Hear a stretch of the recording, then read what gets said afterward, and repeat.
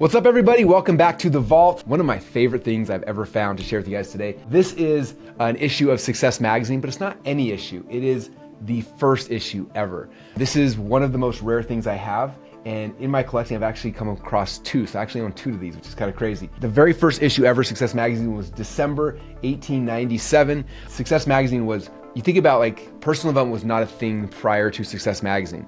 There were a couple people who got into personal development and success and things like that. The founder wrote this magazine, put it out there, and this became the thing that like blanketed the country and was the introduction to personal development principles across America. It literally changed the landscape, it changed our country. And it all started with this inaugural issue of Success Magazine. I've not read the whole thing because like how expensive and rare this is. I took it out and very carefully was trying to read all the different pieces and stuff. So I read a lot of it. Should I pull it out? You guys want to see what it looks like inside? Because it's definitely not like the magazines of today. Although there are some really cool ads inside, which is always exciting. But this is what it looks like. You guys can see it right there.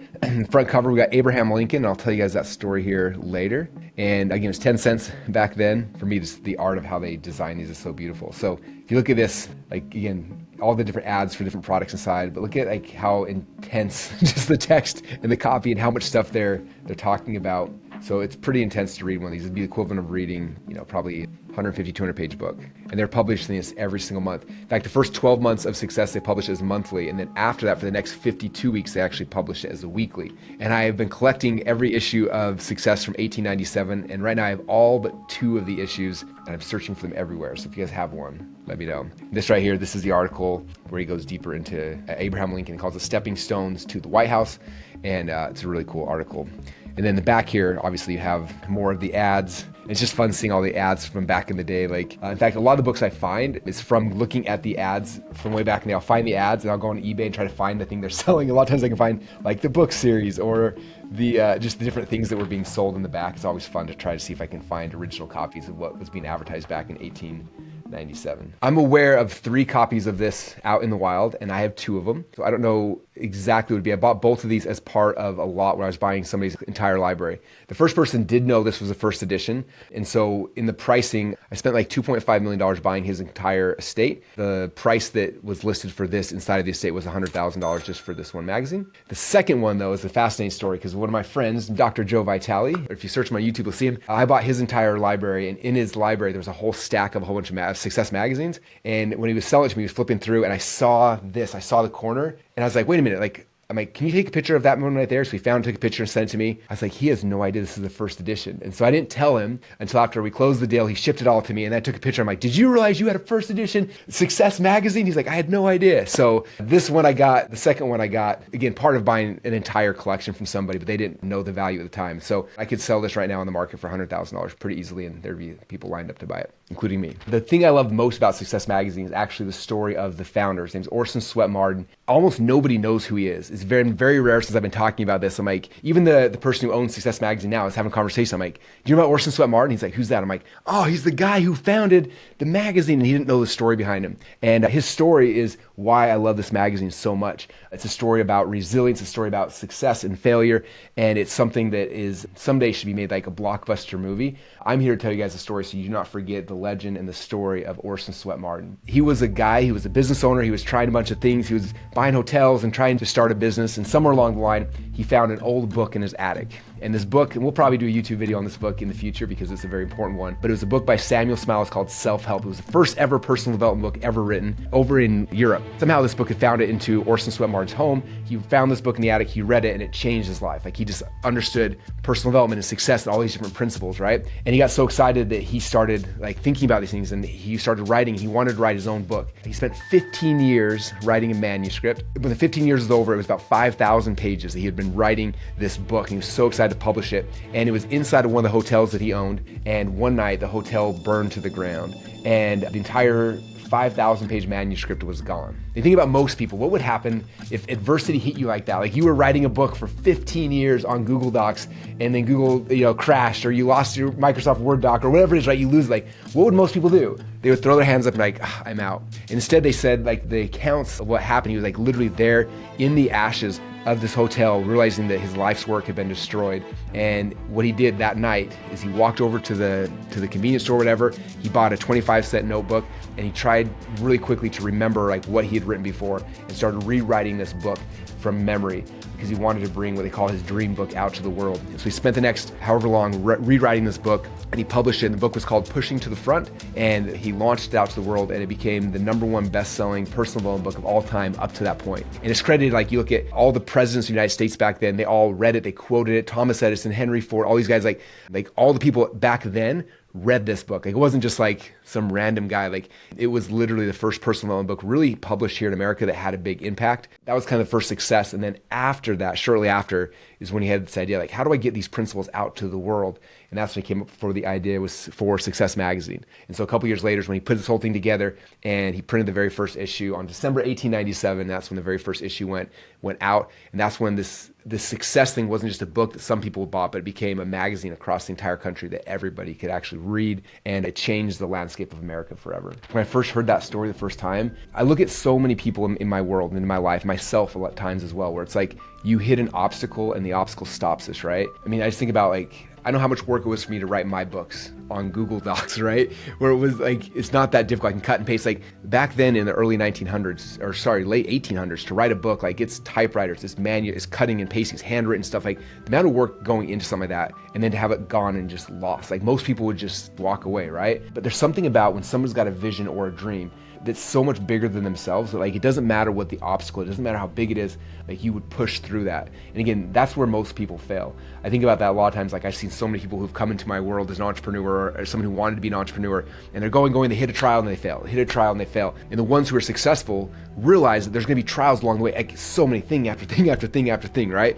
And so I see what happened to him before he ever had any success, and just it hit, and it was such 15 years he spent writing this manuscript. It was gone overnight. And instead of doing what most do, people stop. He's just like, all right, let's just keep going. Let's just start over from scratch. What's fascinating about it is this pattern like followed him throughout the rest of his life, right? They always say that like, you know, people that win, like winners win, right? You know how to win, you continue to win.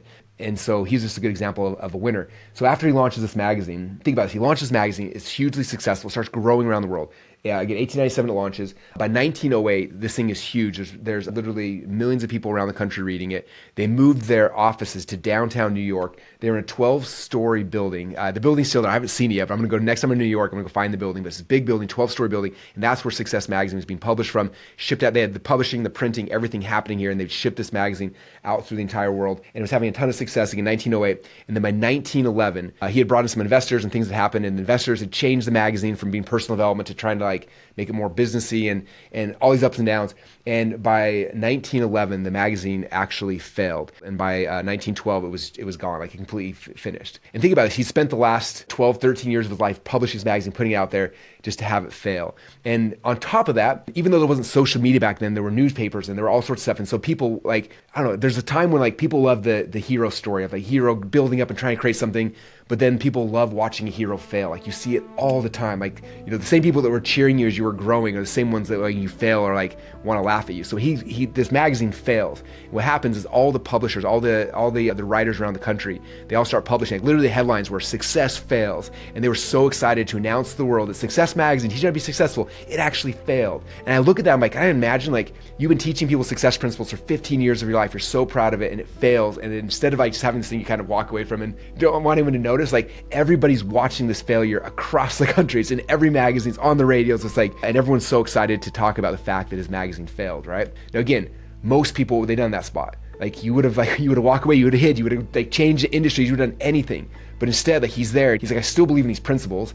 Like, yes, we failed, but it doesn't mean we're failures, which is where most people end up failing, right? Is like they say, I'm a failure. He said, this failed, but I'm not a failure. And so for the next few years, Orison went back and he kept a couple people from the staff from the magazine printing company, and he started writing books. And if you look at the number of books, he's written probably, I don't know exactly, 30 to 40 other personal development books that are amazing. Some of my favorite books Orison wrote during this window of time while he was trying to figure out, how do I get the magazine back? So he's trying different things. He's trying to figure stuff out. And fast forward to, so between 1912 and 1917, nothing was published. For 5 years, he's trying to figure this out. And then in 1918, during World War I, he finds an investor who's willing to invest some money to bring Success Magazine back. So he gets this investor, he go back and he buys the magazine out of bankruptcy and he relaunches it 5 years later, right? And then what's crazy is over the next time, basically from 1918 to 1924, so for the next 6 years of his life, he starts publishing this magazine, he brings it back, and in the next 6 years, he gets the subscription to this magazine. More people were subscribed to the magazine when he died in 1924 than at the peak prior. And I look at that, it's just like one of those like comeback stories that you're just like,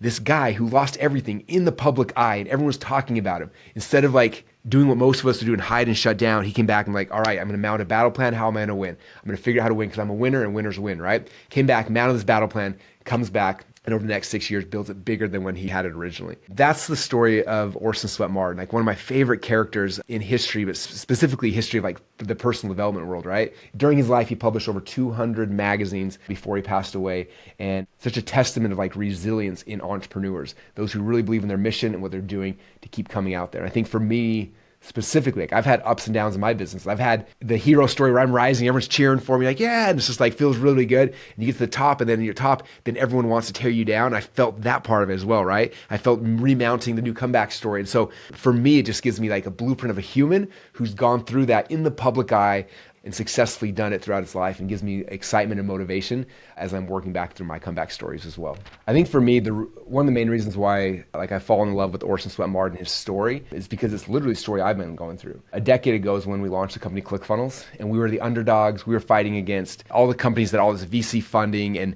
had money, and we were like the scrappy young guys who were bootstrapping. We came out, and out the gate, we started having success and started growing, right? And it was awesome. Like everyone was cheering for us. Like we were the heroes. Like it was crazy. Everyone was talking about us. We got PR. We were on TV. Like every podcast was like fighting to have me on. Like it was this huge thing. And again, people love the hero's journey, right? And they love cheering you on during that part. And for me, like it felt amazing. Like, you know, this is the greatest ride of my life, right? And I look at ClickFunnels in our story, like the first 7 years, that's where we're at. Like everything was going perfectly, and it was really fun, right? Same thing with Success Magazine. He goes downtown New York. He had this huge 12-story building, right? And everyone's cheering for him. He's successful. And I felt like that was the same spot I was in for the first 7 years of ClickFunnels. It's funny because like at that point for us, like we wanted to make a change, and it was not, this is the hardest thing, is it wasn't for me personally. Like we had an offer for someone to buy our company. I would have been like insanely rich for the rest of my life, and we decided to turn the money down because we wanted to create something different and better for our audience. Like that's the part I think was so hard for me. So we spent the next 3 years, 2 or 3 years of our lives, like tens of millions of dollars, every penny we'd earned dumping back into rebuilding the ClickFunnels platform to give this as a gift to our community, to everyone, right? 2 years later, we come out and we launch it. It's different, like launching software the very first time when you have 0 customers and you get 10 and 20 and you're fixing bugs along the way is one thing. The second time we launched this, we had 18,000 people sign up the very first week. And so the software was working for us. We've been using it for a year before we let anybody else use it, but we added 18,000 people overnight, and it was like, it stressed tested everything, right? And things started falling apart. And it was crazy because during this time when we created this gift that we were trying to give our audience, and we told them this is beta, you still get access to the original ClickFunnels, this is the other thing, like we were so excited. But what happened is like there was this gap, and it was like all of a sudden everyone was so excited to like, oh, the new ClickFunnels sucks, like all these different things coming out. And we had a lot of competitors who were literally paying people, like I've seen the contracts, they're literally paying people like say these things about ClickFunnels, and they're paying off all these people who had been affiliates of ours, had been partners with us in the past, literally writing them checks for like we'll pay you $10,000 a month contractually, and you have to do, like it's insane when you see the actual contracts. But that's what was happening, right? So we have all these people attacking us. And I felt probably a little bit what Orison felt, where you open up any magazine, any radio station, and the headlines are success failed, and everyone's so excited. They want to see the hero crash. And for the next 3 or 4 years, that's what I dealt with. And it was hard and it was brutal. And during that time, I mean, there were a lot of personal battles.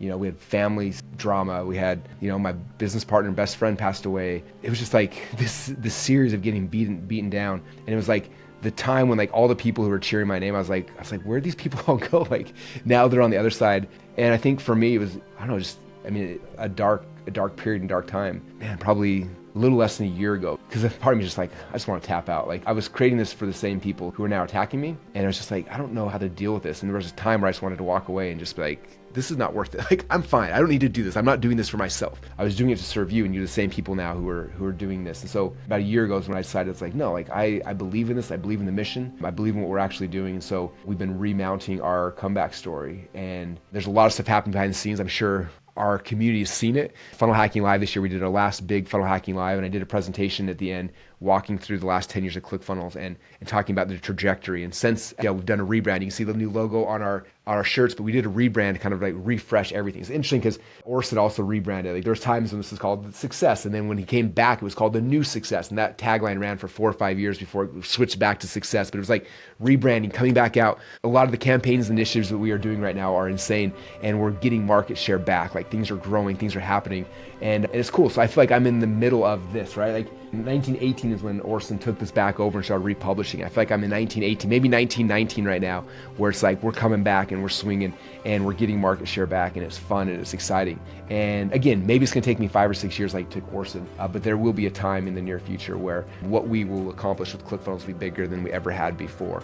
And so for me, it's a blueprint. It's a blueprint entrepreneur who went through this just like me in a different time period, different era, but the same struggles, the same hero's journey. And now I have a chance to kind of live my version of it. So it's always nice when you've had somebody go ahead of you just to give you inspiration and a belief that you can do what you're trying to do. And for me, I'm a big fan of modeling. And if I can't find someone to model in a situation or circumstance, it's hard to persevere sometimes through the pain. But when you can find someone, you're like, okay, that person did it, I can do it. And so that's why the Orison Swett Marden story is so important to me. I hope this helps you as you're going through things, right? My guess is you listening right now, you're probably a couple of different phases. Maybe you are at the beginning of your hero's journey and you're trying to get the initial inertia and momentum to get out there, and you're living out your hero's journey right now, right? You heard the call to adventure and you're going on this journey. And if so, I hope this gives you inspiration for the first part, the excitement of like creating something new, like launching the very first version of your magazine or your funnel or your course, whatever the thing is for you, right? And then number 2, for those guys who have gone that journey, right? And you're at the top, and now you got people who want to see you as the hero fall. I hope it gives you some inspiration and motivation and just like the belief that's like what you're doing is worth it and you can succeed. You might have to do what Orison did,